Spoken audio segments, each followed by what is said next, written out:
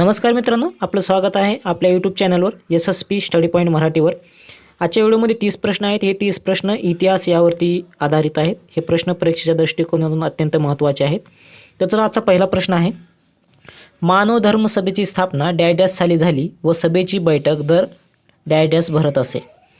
मानव धर्म सभेची स्थापना कधी झाली हे सांगायचं आहे आणि त्याची बैठक दर कोणत्या वारी भरत होती हे सांगायचं आहे। त्याचं बराबर उत्तर होईल पर्याय क्रमांक 2, 22 जून 1844 रोजी मानव धर्म सभेची स्थापना झाली आणि तिची बैठक दर रविवारी ही होत होती। पुढचा प्रश्न पाहूया, 1864 साली ईश्वरचंद्र विद्यासागर यांचा विधवा विवाह या ग्रंथाचा मराठीत अनुवाद कोणी केला? विधवा विवाह या ग्रंथाचा मराठीत अनुवाद कोणी केला? याचं बराबर उत्तर होईल पर्याय क्रमांक 3, विष्णू शास्त्री पंडित यांनी याचा मराठीमध्ये अनुवाद केला होता। पुढचा प्रश्न पाहूया, काँग्रेस मृत्यूची अंतिम घटका मोजत आहे। माझी सर्वात मोठी इच्छा आहे की काँग्रेसच्या शांतीपूर्व मृत्यूस मदत करावी असे कोणी म्हटले होते? काँग्रेस मृत्यूची अंतिम घटना मोजत आहे। माझी सर्वात मोठी इच्छा आहे की काँग्रेसच्या शांतीपूर्ण मृत्यूस मदत करावी असे कोणी म्हटले आहे? ते म्हटले होते लॉर्ड कर्झन यांनी। त्याचं बराबर उत्तर होईल पर्याय क्रमांक 3। चॅनलवर नवीन असाल तर चॅनलला सबस्क्राईब करा आणि व्हिडिओला लाईक करा आणि जास्तीत मित्रांमध्ये शेअर करा मित्रांनो, कारण की परीक्षेच्या दृष्टिकोनातून हे अत्यंत महत्त्वाचे प्रश्न आहेत। अनेक परीक्षेमध्ये हे प्रश्न विचारले गेले आहेत। प्रश्न आहे, प्राथमिक शिक्षण सक्तीचे व मोफत असावे यासाठी 1920 मध्ये कोणत्या स्त्रीने पुण्यामध्ये 2000 स्त्रियांचा मोर्चा काढला होता? जे प्राथमिक शिक्षण सक्तीचे आणि मोफत असावे यासाठी 1920 मध्ये अशी कोणती स्त्री होती? त्या स्त्रीने पुण्यामध्ये 2000 स्त्रियांना घेऊन स्त्रियांचा मोर्चा काढला होता। त्याचं बराबर उत्तर होईल पर्याय क्रमांक 1, रमाबाई रानडे यांनी पुण्यामध्ये 2000 स्त्रियांचा मोर्चा काढला होता। पुढचा प्रश्न पाहूया, हिंद स्वराजमध्ये महात्मा गांधी यांनी डॅशवर टीका केली होती। जे हिंद स्वराज होते पत्रक, त्यामध्ये महात्मा गांधी यांनी कशावर टीका केली होती? त्याचं बराबर उत्तर होईल पर्याय क्रमांक 4, मोठ्या यंत्रणावर आधारलेले उद्योग यावर टीका केली होती। पुढचा प्रश्न आहे, स्थानिक स्वराज्य संस्थेचा कट्टर विरोधक व सत्तेच्या केंद्रीकरणाच्या धोरणाचा पुरस्कर्ता जो गव्हर्नर जनरल कोण होता मित्रांनो? स्थानिक स्वराज्य संस्थेचा कट्टर विरोधक व सत्तेच्या केंद्रीकरणाच्या धोरणाचा पुरस्कर्ता जनरल गव्हर्नर सांगायचा आहे कोण होता? त्याचं बराबर उत्तर होईल पर्याय क्रमांक 3, लॉर्ड कर्झन। पुढचा प्रश्न आहे, पुण्यात हिंदू हॉस्पिटल कोणी सुरू केले? पुण्यामध्ये हिंदू हॉस्पिटल कोणी सुरू केले?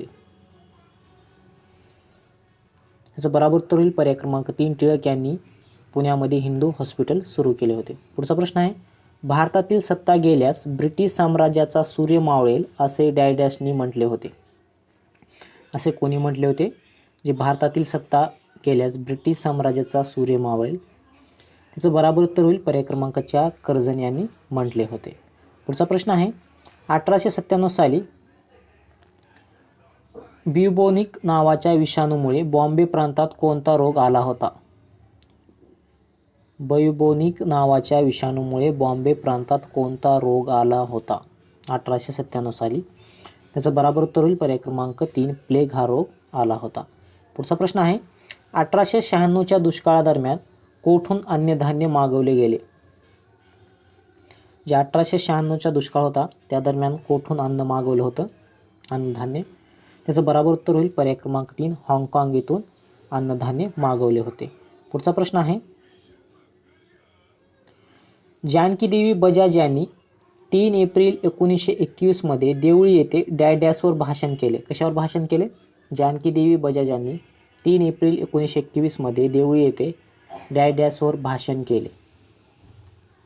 त्यांनी भाषण केले होते असहकार व स्वदेशी यावर त्यांनी भाषण केले होते। त्याचं बराबर उत्तर होईल पर्याय क्रमांक 4। पुढचा प्रश्न आहे, महात्मा फुले यांनी 1873 साली पहिला सत्यशोधक पद्धतीचा विवाह कोणाचा केला? सत्यशोधक पद्धतीचा विवाह कोणाचा केला 1873 साली पहिला? याचं बराबर उत्तर होईल पर्याय क्रमांक 4, सीताराम आल्हाट यांचा पहिला विवाह केला। पुढचा प्रश्न आहे, डॉक्टर बाबासाहेब आंबेडकर यांचे आत्मचरित्र कोणत्या विद्यापीठात पाठ्यपुस्तक म्हणून शिकवले जाते? डॉक्टर बाबासाहेब आंबेडकर यांचे आत्मचरित्र हे कोणत्या विद्यापीठात पाठ्यपुस्तक म्हणून शिकवले जाते? तर ह्याचं बरोबर उत्तर होईल पर्याय क्रमांक 3, कोलंबिया विद्यापीठामध्ये ते शिकवले जाते. पुढचा प्रश्न आहे, बंगालचे अनभिषिक्त राजा कोण? असे कोणास म्हटले जाते बंगालचे अनभिषिक्त राजा? त्याचं बरोबर उत्तर होईल पर्याय क्रमांक 4, सुरेंद्रनाथ बॅनर्जी असं म्हटले जाते. पुढचा प्रश्न आहे, जनजागृतीसाठी सुरेंद्रनाथ बॅनर्जी यांनी 1878 साली कोणते वृत्तपत्र सुरू केले? जनजागृतीसाठी सुरेंद्रनाथ बॅनर्जी यांनी 1878 साली कोणते वृत्तपत्र सुरू केले? त्याचं बरोबर उत्तर होईल पर्याय क्रमांक 3, बेंगोली हे वृत्तपत्र सुरू केले. पुढचा प्रश्न आहे, टागोरांनी 1917 साली डॅश नावाचे पुस्तक लिहिले?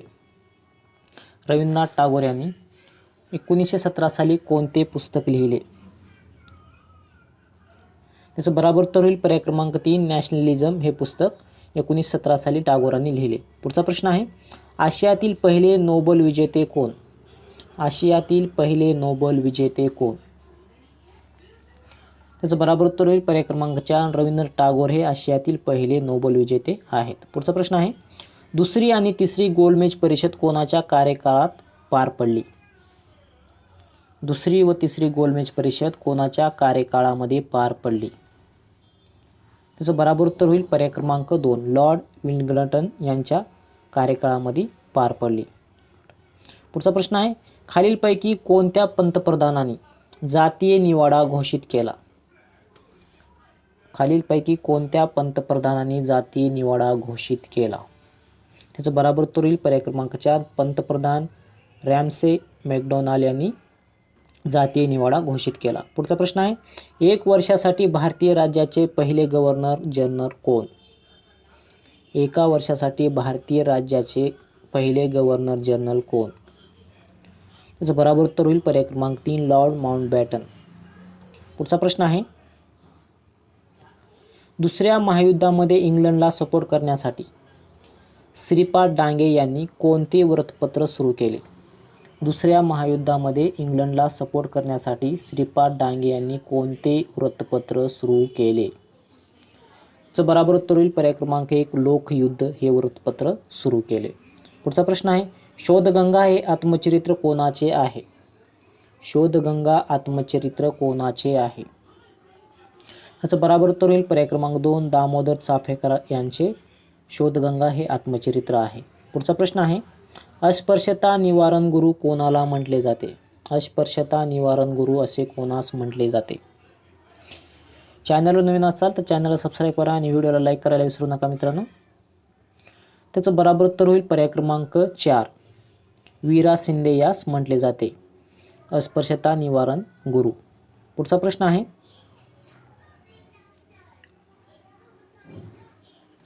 राजकुमारी अमृत कौर या कोणत्या मतदारसंघातून संविधान सभेवर निवडून आल्या होत्या?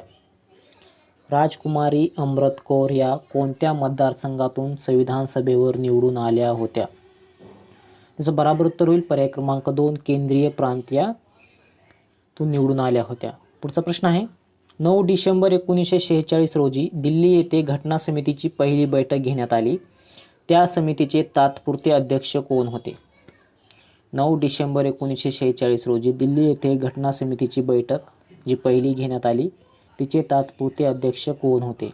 त्याचं बरोबर उत्तर होईल पर्याय क्रमांक 1, डॉक्टर सच्चिदानंद हे तात्पुरते अध्यक्ष होते. नंतर डॉक्टर राजेंद्र प्रसाद हे कायमस्वरूपी अध्यक्ष झाले. पुढचा प्रश्न आहे, राष्ट्रपतीच्या हातातून संविधानाचा भंग झाल्यास त्यांना पदावरून दूर करण्याचा अधिकार डॅशला आहे? राष्ट्रपतीच्या हातातून संविधानाचा भंग झाल्यास त्यांना पदावरून दूर करण्याचा अधिकार कोणाला आहे? तर तो अधिकार संसदेला आहे. जो बरोबर उत्तर होईल पर्याय क्रमांक ड. पुढचा प्रश्न आहे, डॅश हे भारतातील संघराज्याचे प्रमुख असतात. भारतातील डॅश हे संघराज्याचे प्रमुख असतात. भारतीय संघराज्याचे प्रमुख कोण असतात ते सांगायचं आहे. त्याचं बरोबर उत्तर होईल पर्याय क्रमांक अ, राष्ट्रपती हे भारतीय संघराज्याचे प्रमुख असतात. पुढचा प्रश्न आहे, लोकसभा, राज्यसभा आणि सर्व घटक राज्यातील विधानसभा सदस्य डॅश निवड करतात. कोणाची निवड करतात? लोकसभा, राज्यसभा आणि सर्व घटक राज्यातील विधानसभा सदस्य डॅड्याची निवड करतात. त्याचं बरोबर उत्तर होईल पर्याय क्रमांक 1, राष्ट्रपतीची निवड ही करतात. पुढचा प्रश्न आहे, डॉक्टर मनमोहन सिंग आणि टी कृष्णमाचारी यांनी किती वेळा अर्थसंकल्प सादर केला? डॉक्टर मनमोहन सिंग आणि टी कृष्णमाचारी यांनी किती वेळा अर्थसंकल्प सादर केला? तर यांनी 6 वेळा अर्थसंकल्प सादर केला. त्याचं बरोबर उत्तर होईल पर्याय क्रमांक अ. पुढचा प्रश्न आहे, अर्थसंकल्प हा वित्त मंत्रालयाअंतर्गत कार्य करणाऱ्या डॅश विभागाद्वारे तयार केला जातो. या व्हिडिओतला शेवटचा प्रश्न आहे, अर्थसंकल्प हा वित्त मंत्रालयाअंतर्गत कार्य करणाऱ्या डॅश विभागाद्वारे तयार केला जातो. त्याचं बरोबर उत्तर होईल पर्याय क्रमांक अ, आर्थिक कामकाज विभागामार्फत तयार केला जातो. व्हिडिओ कसा वाटला कमेंट बॉक्समध्ये सांगायला विसरू नका आणि जास्तीत मित्रांमध्ये शेअर करा आणि चॅनलवर नवीन असाल तर चॅनलला सबस्क्राईब करायला विसरू नका. जय हिंद, जय महाराष्ट्र.